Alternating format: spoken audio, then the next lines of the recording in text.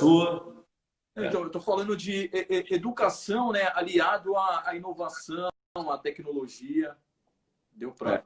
Eu penso que esse momento da pandemia, Joel, mostrou o quanto a gente se adiantou. Eu li um artigo esses dias que de alguma maneira, a gente acabou antecipando 3 anos, né? Nós estamos vivendo a 4ª Revolução Industrial. A 4ª Revolução Industrial, a primeira foram as máquinas a vapor, sem querer falar de história aqui, a segunda foi a energia elétrica, a terceira foi a automação. Esse momento que nós estamos vivendo, que já é uma realidade, é a 4ª Revolução Industrial. A 4ª Revolução Industrial é o IoT, Internet of Things, a internet das coisas, ou seja, é máquinas comunicando com máquina. E a diferença das outras revoluções industriais, que nós migramos da terceira para a 4ª sem precisar de novas tecnologias. Ou seja, é o uso das mesmas tecnologias, porém com outro tipo de utilização, para falar de uma maneira bastante simples. Quando a gente fala de internet das coisas, por exemplo, um assunto muito técnico, eu sempre falo do sem parar, né? Aquele dispositivo que as pessoas põem no carro, passam pelo pedágio e o chip que está no teu carro se comunica com outro equipamento e isso já chega a cobrança, ou seja, é máquina se comunicando com máquina sem a necessidade. Porque falando disso, uma pessoa, eu não conseguiria ficar controlando. A máquina chega numa velocidade que o ser humano não vai conseguir atingir, né? Exato. Então, quando a gente fala dessa velocidade em que as coisas estão acontecendo, e essa pandemia serviu para acelerar ainda mais tudo isso, que nem eu te falei, eu li um artigo esses dias que nós antecipamos 3 anos do que viria pela frente. A maior prova disso que talvez se nós não tivéssemos nesse momento, a gente não estaria fazendo esse tipo de reunião, a gente daria um jeito de estar presencialmente, conversando, etc. Mas, enfim, isso tudo serviu para a gente, para mostrar para a gente o quanto é importante os municípios estarem preparados para a 4ª Revolução Industrial. Ou seja, o uso dessas tecnologias a serviço da população. Eu participei de alguns seminários, em alguns eu fui até um palestrante, o Fabrício nos acompanhou, por exemplo, na Espanha, tem diversas tecnologias que são utilizadas em benefício da população. E a gente sabe que talvez ainda esteja um pouco distante da realidade do município, dos municípios brasileiros, sobretudo os que têm mais dificuldade financeira, mas você tocou no assunto, por exemplo, para a educação, né? A gente tem que estar preparado para poder disponibilizar ferramentas para a juventude, internet gratuita, porque assim, como é que faz com as populações mais pobres que não têm acesso à internet? Né? Tem que ter ambientes que possam facilitar esse tipo de coisa. E para isso tem que ter gente habilitada, capacitada, que possa pensar essas ferramentas para que a nossa juventude tenha essas oportunidades, independente da classe social, independente se tem acesso ou não à internet.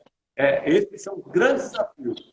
E quando você fala nesse período de pandemia, a gente sabe, todos nós sabemos que a nossa região, assim como todo o Brasil, vai viver momentos de bastante dificuldade financeira, né? Então, mais do que nunca, nós vamos ter que estar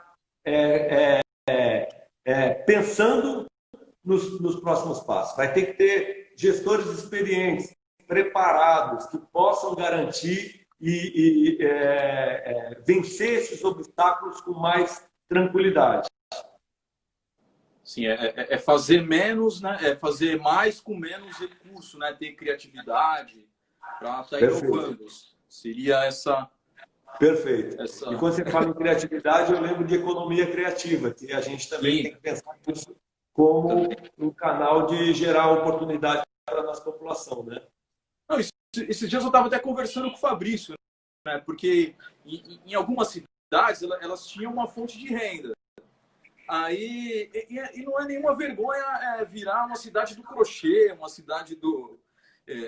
não é nenhuma vergonha, né? Tipo, e o que você acha aí dessas economias, dessas... O que dá para estar... Todo tipo de ferramenta para gerar emprego para as pessoas com capacitação técnica ou não, nós temos que buscar, né? Todo tipo. Então, economia criativa, atração de investimentos, emprego formal, em linhas finais de fazer com que as pessoas sejam independentes e não dependam de favor de político, que aqui na cidade ainda é muito forte, para conseguir uma porta de emprego, um carguinho. As pessoas têm que ter a sua independência financeira. Sabe aquela história? De poder comprar a sua cesta básica com a dignidade do seu trabalho, com orgulho, sem depender de favor. É isso que eu sonho, uma sociedade independente, né? Independente de quem quer calar a voz da democracia através de usar da necessidade das pessoas. Eu acredito numa democracia forte nos nossos municípios. Que a gente tem que acabar, né, com essas pessoas que crescem em cima das dificuldades dos outros. Das dificuldades, exato. Eu tenho certeza assim, que aqui em Itanhaém, para mim, está muito latente isso, Joel. Eu tenho certeza que, de alguma maneira, a sociedade despertou, sabe? Um dia eu falei assim, Itanhaém acordou, uma amiga falou, não acordou, despertou. Despertar mais do que acordar, enxergar o que está por trás de quem está nas administrações públicas e enxergar o que pode ser feito, né? Esse canal que a gente tem de comunicação, independente do número de pessoas que assiste, fica no ar e depois vai atingindo as pessoas, um vai comentando com o outro.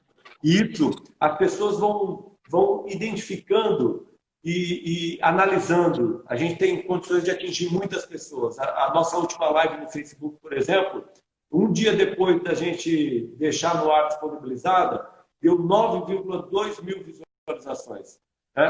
Que reunião que a gente iria fazer que consegue se comunicar com quase 10 mil pessoas? Ou seja, as pessoas estão tendo a oportunidade de comparar.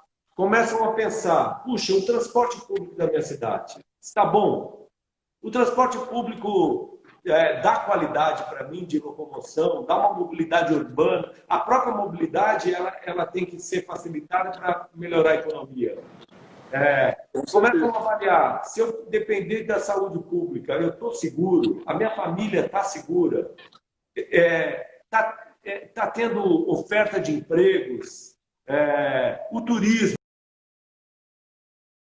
está atraindo gente que possa fazer com que o comércio seja fortalecido. Ou seja, eu acredito que é possível. Basta uma caneta na mão para desamarrar esse desenvolvimento da cidade que está emperrado aqui. Eu acredito nisso. Com uma caneta na mão a gente faz isso. Outro dia eu que nem aqui, tem alguém falando aqui assim, o que você faria? Você faria uma parceria com essas empresas de internet para ter acesso nas escolas, para a galera ter acesso? É exatamente o que eu falei. Quem que está falando isso, por favor? Paula. A Paula, exatamente. Adora Paula, exatamente o que eu falei. As crianças da periferia não têm acesso. Então não adianta a gente fazer propaganda que as crianças estão tendo acesso à educação de maneira virtual, se na realidade não tem esse acesso. Isso tudo tem que ser pensado.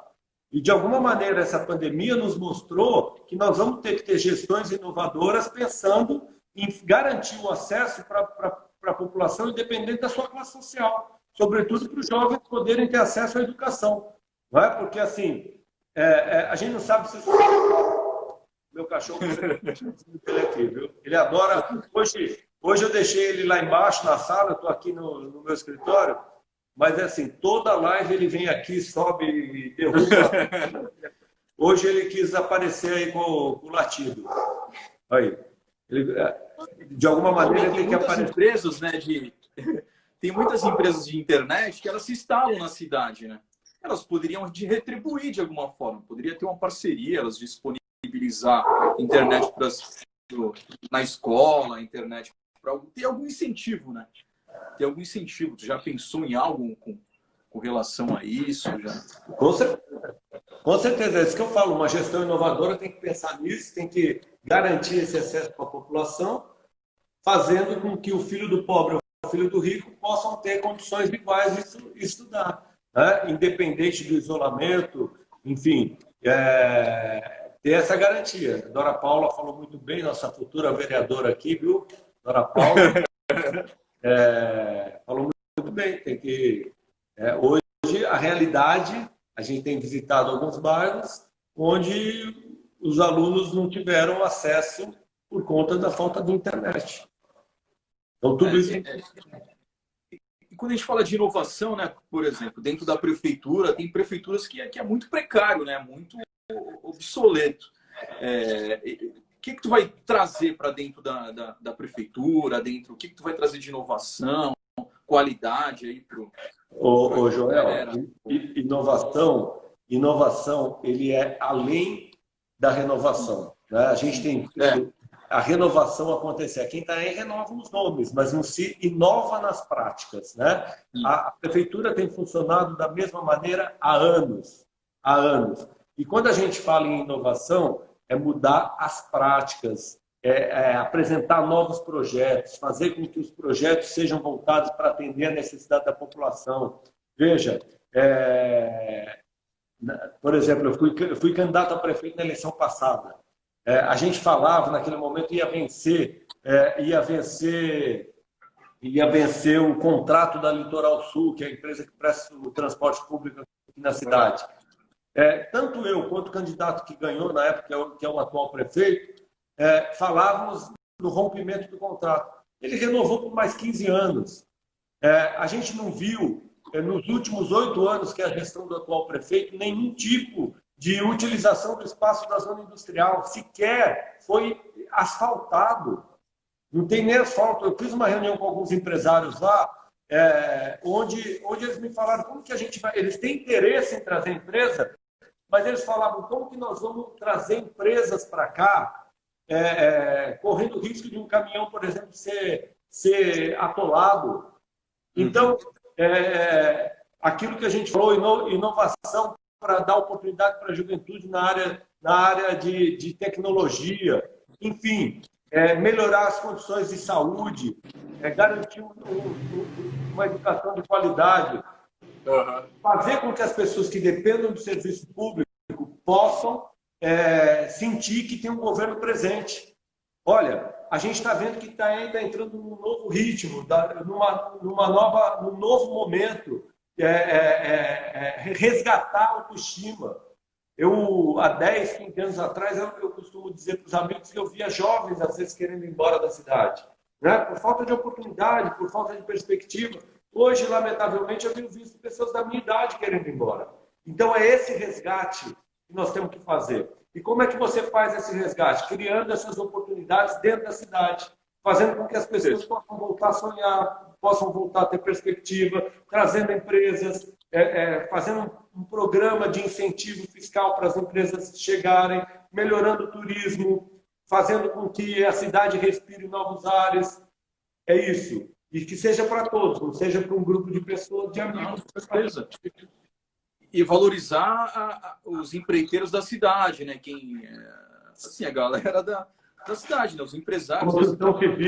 A construção civil ela tem que ser incentivada e também não pode ser em troca de algum tipo de benefício pessoal, não é? Tem que ser a construção civil pensando em gerar emprego para os empreiteiros, para os pedreiros, para os serventes, para os eletricistas, para os encanadores.